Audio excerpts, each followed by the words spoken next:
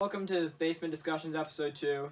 We have Zach Miller, Mason Greenwald, and Aidan Hassan. Once again, we are in Aidan's basement, and today we are going to be doing some discussing, as the title says. Zach, kick it off. Alright, Carmelo Anthony was recently acquired by Houston. In your opinions, where does he rank all-time? I'll start. Alright.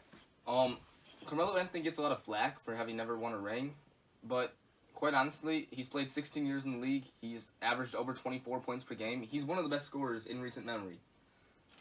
People say, would you say Kobe Bryant's one of the best scorers of all time? Absolutely. Okay.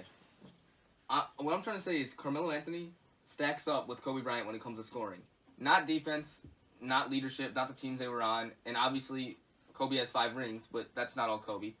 But Carmelo in his career averages 24.5 points per game. Through Kobe Bryant's first 16 years of his career, he averaged 25.4. Kobe Bryant shot just under 50%, as has Carmelo Anthony. Their shooting percentages are very similar. I think they compare.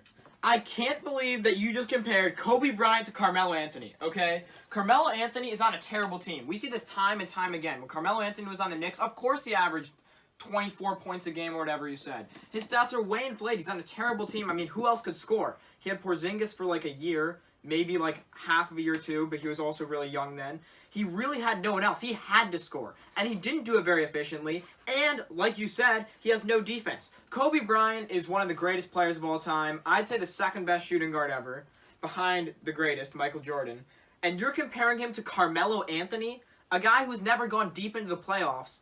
The only time he even had a chance at smelling the conference finals was when he had Allen Iverson and a bunch of other stars on his team, but when he gets his own team, he's terrible. I mean, this is how you tell the greats.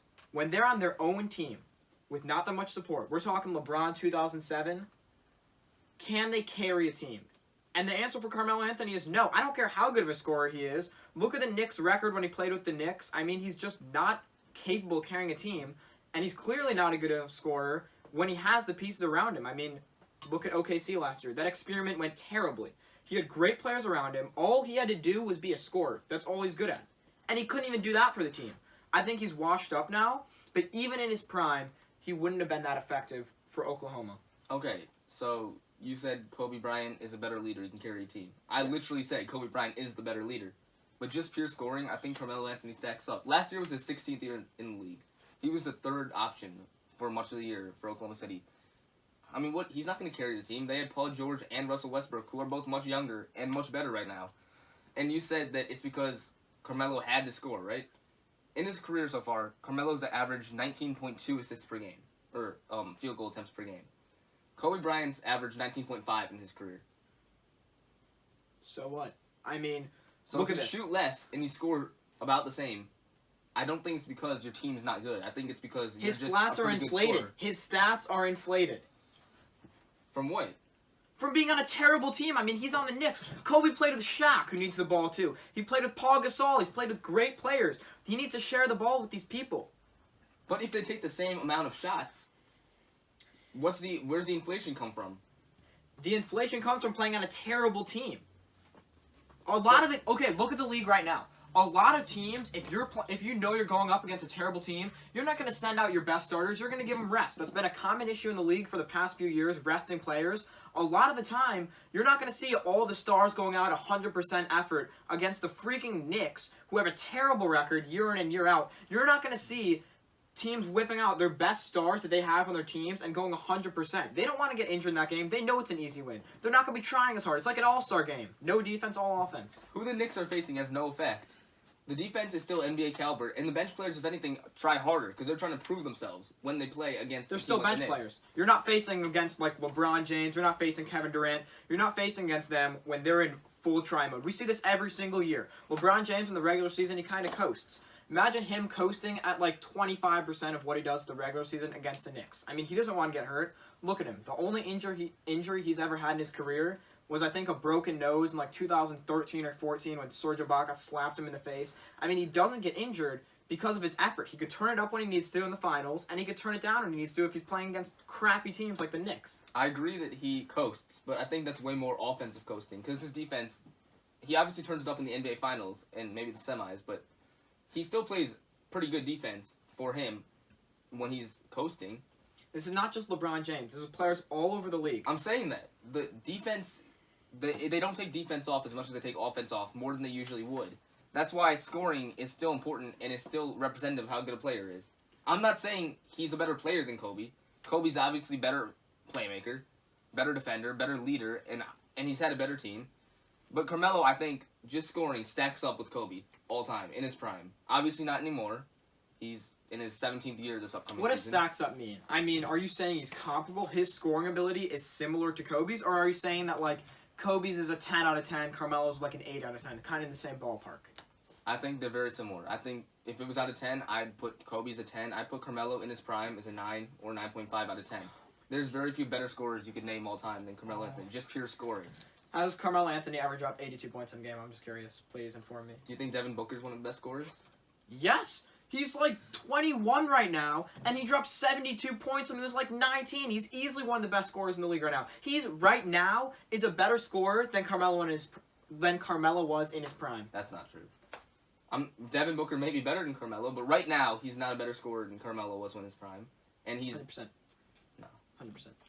Next question. We clearly can't find common ground here, so let's get to the next question. All right, so here's another NBA question. The Spurs just dealt Kawhi Leonard to the Raptors for DeMar DeRozan. Who won this trade, if anyone? I'm going to put it out there. I don't think anyone won this trade. Neither of these teams needed what they got. I mean, the era of the Spurs is clearly coming to a close. You have a lot of aging players that are going to other teams. Tony Parker just left. I mean, players are retiring. The Spurs aren't what they used to be, and they need to rebuild. Why are they getting, I don't know how many time All-Star he was, but like a multi-time All-Star, one of the best players in the league? Why are they bringing him in? That's just going to hurt their tanking efforts or whatever they're trying to do. It's not going to be good for rebuilding. The only way you do that is because you know you're not going to get anything for Kawhi because he's going to leave regardless. So you get a good player for trade value. I don't think DeMar's going to be there for long. okay. That might be the stupidest thing I've heard about this trade. You're saying the Spurs did not win this trade? They were a top 4 seed in the West without Kawhi playing virtually all of last year. Their era is not coming to a close. They have one of the best coaches. They had to do something with Kawhi. Kawhi refused to play with them. And you turn Kawhi, who's going to be a free agent after this year, into DeMar DeRozan, who's under control for a couple years and is one of the premier scorers in the game today. That's a phenomenal trade. So you're saying that the Spurs won this trade? Not only did Spurs get the player who's more controllable, and don't forget, Spurs didn't have a choice. They had to trade Kawhi. It's not like they had a choice, Kawhi or DeMar. They got DeMar DeRozan for a player who didn't even want to play for them and refused to play. And the Raptors, if anybody screwed up their chemistry, it's the Raptors. They traded a guy who's been loyal to them for 9 seasons now, DeMar DeRozan. They trade him away after he stayed loyal instead of going to LA like a lot of rumors suggested. And they just trade him away. It's a business. That's what they're saying. That does not make team chemistry. How is that good at all for Toronto? And how is that not, phenomenal for San Antonio? Toronto lost this, obviously, for the reasons that you stated. They just lost one of their most loyal players that they've had for 9 years that stayed loyal with them, didn't leave for LA to go play with LeBron. He stayed there. Toronto made a terrible decision in doing that. But San Antonio does not need to trade for a terrific player. What they need to do is they shouldn't have dealt Kawhi for a prime player. I legitimately feel bad for DeMar DeRozan because he's going to be stuck in a situation like what we saw with Boogie Cousins when he was on the Kings or many other good players that have been stuck on bad teams. I know that they were a good team last year. I know that the Spurs were the 4th seed, but it's not like they have a lot of young pieces that are continuing to get better. If anything, they're getting worse. They have a ton of old players. I mean, if you look at the average age of that team, it's incredibly old. I mean, now that Tony Parker's gone, it's probably a little bit lower than what it was, but the average age of that team is still very high. So what we're dealing with now is a team bringing in a player to strand him there when what they should have done is they should have gotten draft picks, they should have gotten a young player, and I just don't think that they made a good decision with this. First of all, Spurs were not the 4 seed last year. They were a game back of the 4 seed. Well, you were the one that told me 4 seed. I said they were a top 4 seed talent-wise. Talent-wise? They were 47-35. The 4 seed was 48-34. So, okay, it's basically the same. But you're saying that putting DeMar DeRozan in San Antonio is comparable to Boogie Cousins being stuck in Sacramento? Okay, that's a bit of a stretch, but you get the point that I'm trying to make. No. He has 2 years left on his contract. Will the Spurs be decent for 2 years? Yes. Then he can go wherever he wants. They'll be decent. That doesn't put him in a position to win a championship. That doesn't put him in a position to do anything better than what he could have done in Toronto. If anything, it makes it worse because he's going to the West, and look how stacked the West is. If anything, he'd rather be in the East, where it's an easy coast now with I'm the not Cavs saying out that of it he to would the ra- championship. I didn't say he would rather be in the West. I'm saying San Antonio got a hell of a player for somebody they had to trade away. It's not to DeMar win. It's that the Spurs win, and the Spurs did win. If there were a winner of this trade, I'd agree with you that the Spurs won. But I still stick with my opinion that there's no clear winner that drastically won this trade because I don't think it was good for either organization. If anyone won, though, I guess I'll concur with you and say that the Spurs won this trade. All right. And we'll finish it off with a quick MLB question. In your opinion, what team do you think is going to be winning the World Series this year as the trade deadline approaches? Well, as of right now, I think I have Houston repeating. Their rotation is easily the best in baseball, and their lineup is star-studded. Jose Altuve, Alex Bregman, Carlos Correa, George Springer. They have studs everywhere in the lineup. I don't think any team can match up with them right now.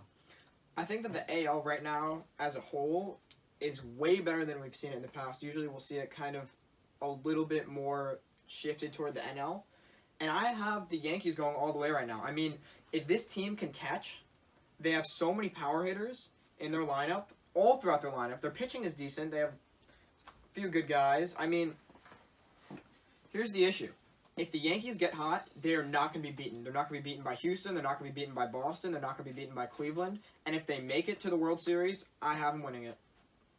I think they have a good bullpen and a good lineup, but their starting rotation is really weak. Other than Severino and Tanaka, And Sabathia? Sabathia is not that good. He's decent, but for a World Series contender, For a 3, he's very good. okay, what's Dallas Keuchel for a 3? I mean, I never said that he was better than Dallas Keuchel, but what I'm saying is that it's a solid And rotation. Sonny Gray has struggled big time this year as the Yankees. But the forward. potential he has. He's 29 years old. Potential doesn't matter for this year. If New York can't beat Boston in the division, I don't see them winning the World Series. I think if any AL East team's going to win, it's going to be Boston. They have a better rotation. Their lineup, in my opinion, is very, very comparable. I mean, maybe not as big names, but they have J.D. Martinez, Mookie Betts, Dustin Pedroia if he's able to come back. And New York has the firepower, though. That's what we have here. New York has the firepower. And I'm not saying that if they don't beat Boston, they're going to win. I'm saying if they catch fire, no one's going to be able to stop them. And that's a big if. And let's put it this way. Who will win the World Series if the Yankees don't catch fire? I'd also say the Astros. And I guess I agree with a lot of the points that you're making, but what I'm saying is that the Yankees have the capability of winning the World Series if they catch fire. And I know you could say, oh yeah, but you could say that about any team. If any team catches fire, they're obviously going to win the World Series. But I'm saying that the Yankees have all the means that they could possibly need in order to catch fire. And I could see them becoming a very good team over the second half of the season after the All-Star break, just because of the firepower that they have and the big names that they have. So you're saying if they win their division and they don't have to play in a wild card game, they'll win the World Series? That's a big if, because the Red Sox obviously have been very solid lately. But I'm going to say yes to that. If they win their division and they can come out after the All-Star break winning a ton of games, come out over the Red Sox in their division, I think that they're going to win the World Series. How about, I mean, yeah, I agree, but how about teams like Oakland who are in Pittsburgh in the AL and NL who have just been on fire lately? Obviously, they're still behind the standings. They're not the real deal, though. I know, but do you think either of them will make the playoffs and I mean, make a run? We see teams get hot on and off all the time in sports. We see teams that'll win 5 games in a row and then they'll lose 20 games in a row. I mean, baseball is one of those sports where if you get hot, you stay hot. If you're cold, you kind of stay cold. It's very inconsistent. It's not like basketball where you see teams going 72-10 and have these ridiculous records. I mean, in baseball, the most wins in a season ever is like 2001 Mariners. Like 120 wins, something. A little less than that, yeah. Yeah. That's not that unheard of. The winning percentage of that, I can't think of it off the top of my head. It's not as comparable as what we see in basketball or other sports. Baseball, it's like teams will be really good and really bad. I mean, you play 162 games. It's taxing on the body, and teams just are good and bad. And I don't think that Oakland or Pittsburgh are the real deal. I think they're just kind of on a tear right now. Do you want to see one of them win it all? Part of me wants to see an underdog win. I mean, all of us like to see underdogs win games, but I'd love to see Oakland go all the way. That'd be fun. It'd be a good run. All right, you guys have been talking a lot about the American League teams. What about some National League teams that are contenders possibly this year? I think that the Cubs are going to be a huge contender this year because they have the playoff experience. I mean, they've been in the playoffs the last few years. They have the experience. They have the pitching. They have a great lineup. But I think, like I talked about earlier, teams get hot and they get cold in baseball. That's just how the sport works. And I think that the Cubs will be able to get hot in the playoffs just because of the experience they have there. I agree. Cubs are a very heavy contender. Their experience helps them a lot. They have a good team. But I think the Dodgers are the team to beat in the NL right now. I mean, they have pitching, but Over what the about past- their offense? over Their the offense past- is terrible. Really. Over the past 2 months, they've been the hottest team in baseball. And then they add Manny Machado. That's going to help. But Justin as of- Turner, third baseman, stud. Manny Machado playing shortstop. Manny Machado's a stud. Max Muncy's been very, very good. He was in the home run derby. He was a final vote contender for the All-Star game. Okay, Very solid player. Cody Bellinger. solid player. Those What about are your four- boys in Washington? Think they have a chance? Washington.